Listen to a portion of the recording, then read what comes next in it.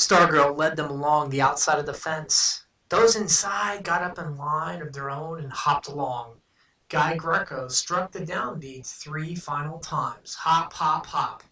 And the two lines collided at the gate in a frenzy of hugs and shrieks and kisses.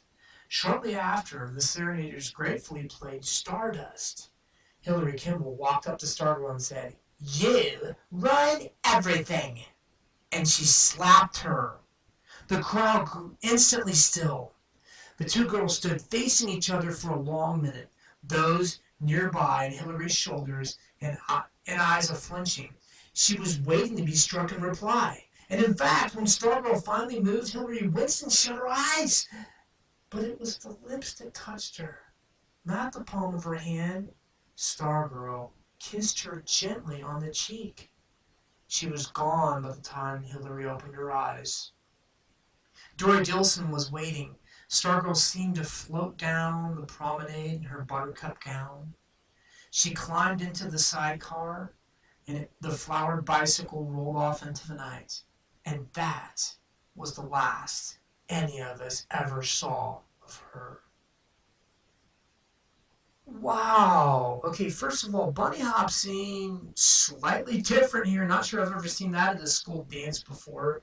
By the way, I was always the dork that stood off to the side to watch everyone else dance. I was kind of a nerd back in middle school. That's okay. I age like fine wine. I'm mature. But when you think about this, your most hated enemy, they square off there. Hillary Kimball versus Stargirl. The slap happens. How many of you would have retaliated somehow, like push her away, scream, done something to get back at her? What does Stargirl do? She kisses her. Like, that is the most like it's not something that humans normally do. When you do something bad to somebody, you retaliate, you get even, right? She is showing love to somebody who's hating on her. I wonder how many of us can actually have the guts to do that. Do you admire Stargirl for doing that?